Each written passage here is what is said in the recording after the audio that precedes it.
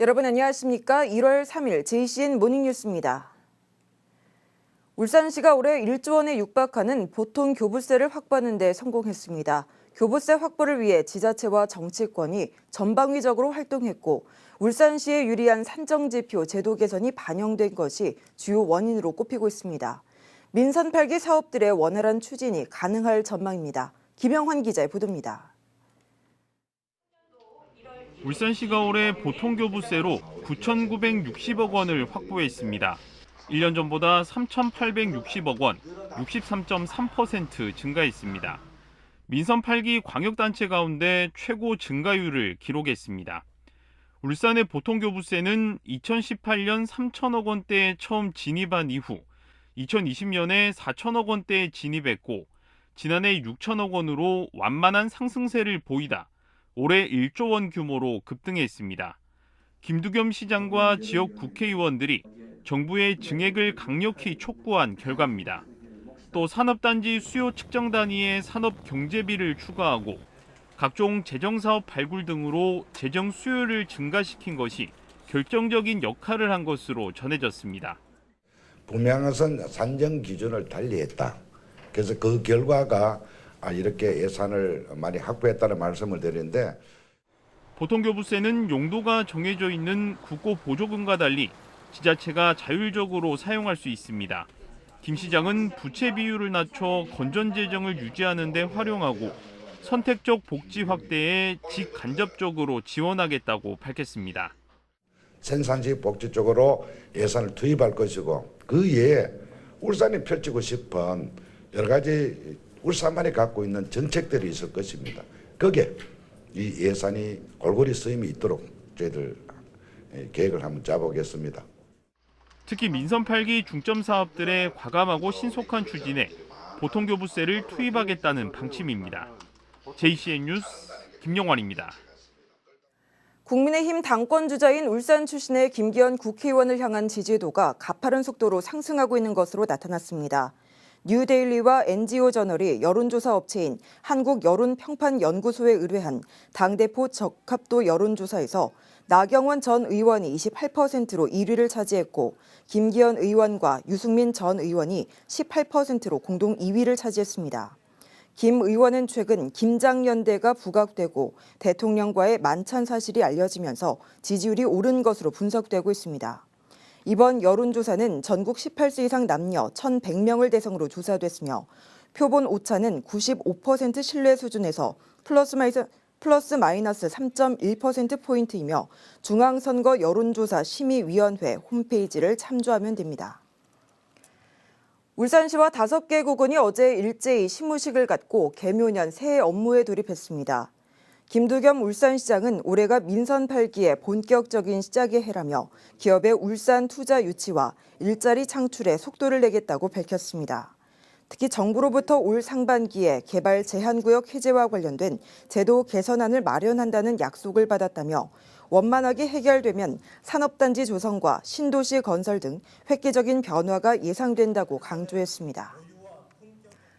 더불어민주당 울산시장이 코로나19 이후 3년 만에 신년 인사회를 열었습니다.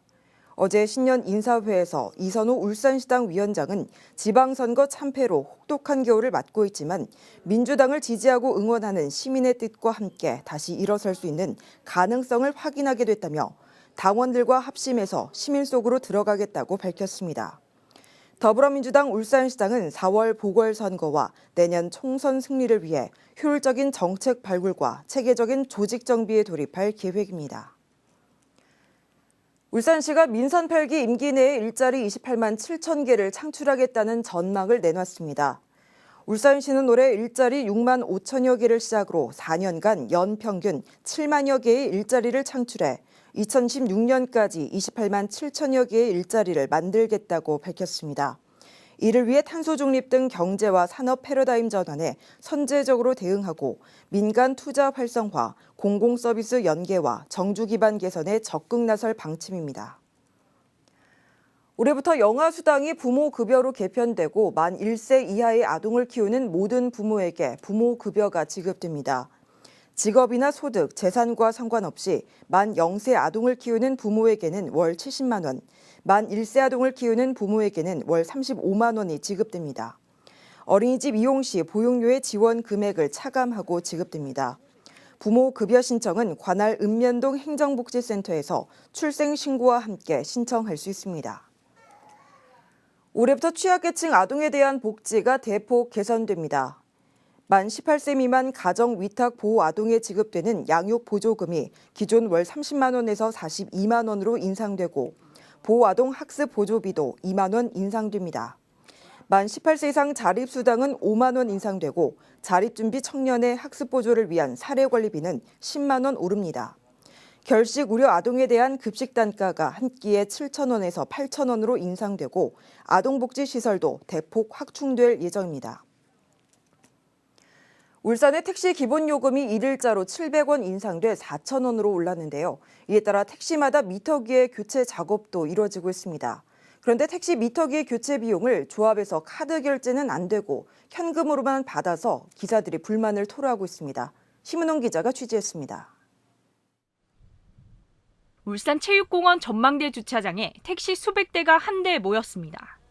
울산 택시 요금이 1월 1일부터 인상됨에 따라 미터기를 교체하러 온 겁니다. 개인 택시 조합에서는 택시 기사들에게 1일부터 3일까지 개인 택시 2,800여 대를 대상으로 택시 미터기 개정 작업을 진행한다고 밝혔습니다. 미터기 교체에 발생하는 비용은 5만 원인데 카드 결제가 되지 않고 현금으로만 받는다고 고지돼 있습니다.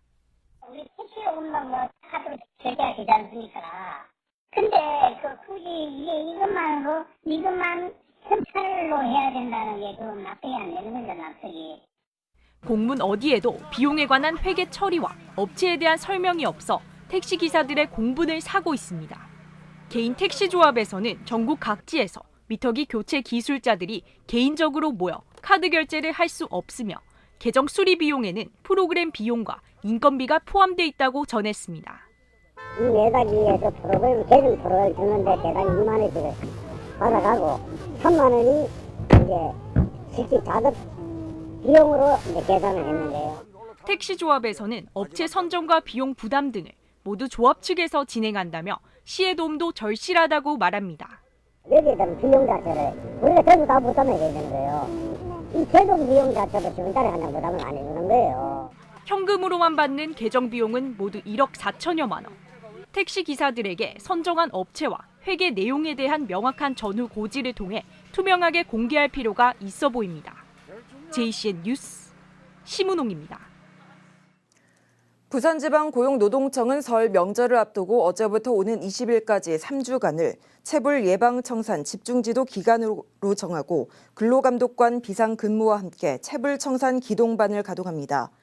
노동청은 임금 체불이 우려되는 조선업체 등 취약 분야를 중심으로 현장 지도를 강화하고 주요 건설 현장을 방문해 기성금 적기 집행과 하도급 업체 체불 방지 등을 지도 점검하기로 했습니다. 특히 재산 은닉이나 자금 유용 등의 방법으로 악의적으로 임금을 체불한 사업주에 대해서는 구속 수사할 방침입니다.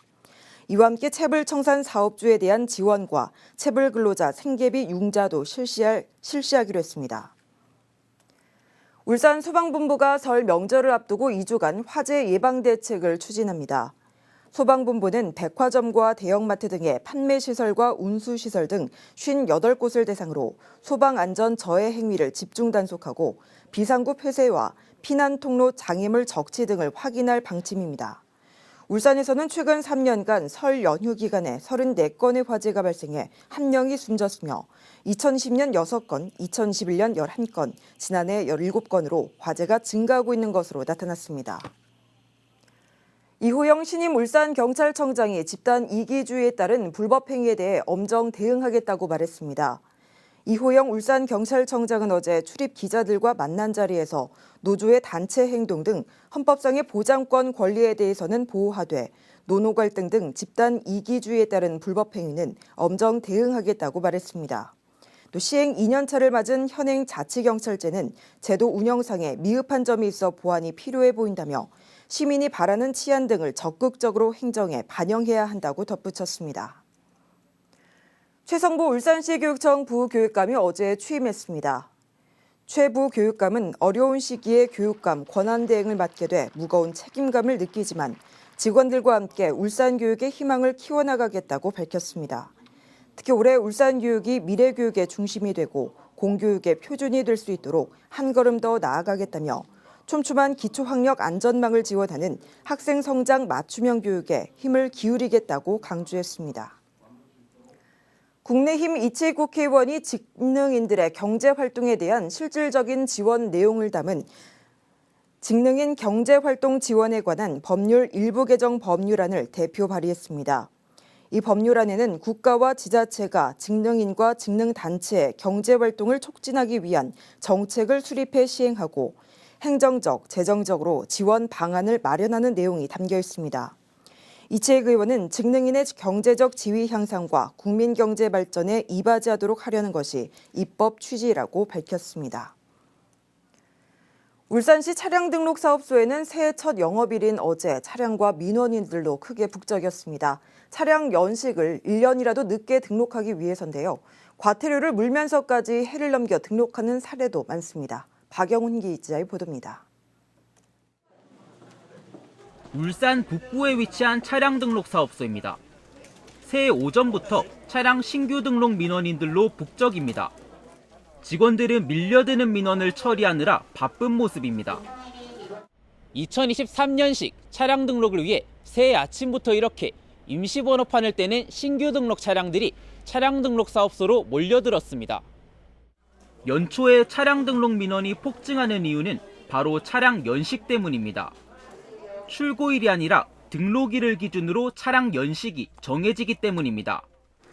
2022년에 출고된 차량도 해를 넘겨 연초에 등록하면 2023년식이 됩니다. 중고차 가격에 영향을 주기 때문에 신차 임시 운행 기간이 지나 과태료를 물면서까지 해를 넘겨 등록하는 경우도 많습니다. 출고는 원래 작년 그러니까 21일이죠. 예, 연식 때문에 그냥.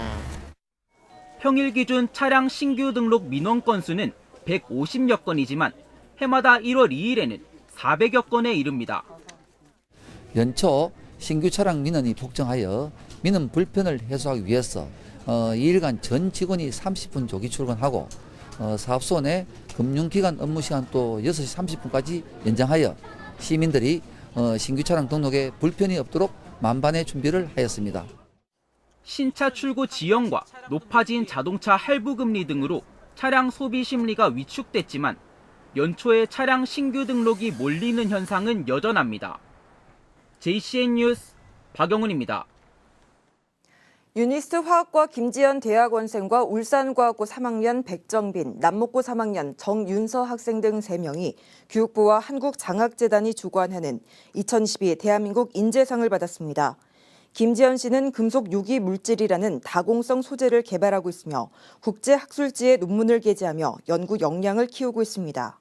울산과학고 백정빈 학생은 기계와 로켓, 프로그래밍 등 폭넓은 분야에서 지식과 재능을 인정받았으며 남목고 정윤서 학생은 여성가족부 청소년정책위원을 맡아 청소년과 사회문제 개선에 노력한 점을 인정받았습니다.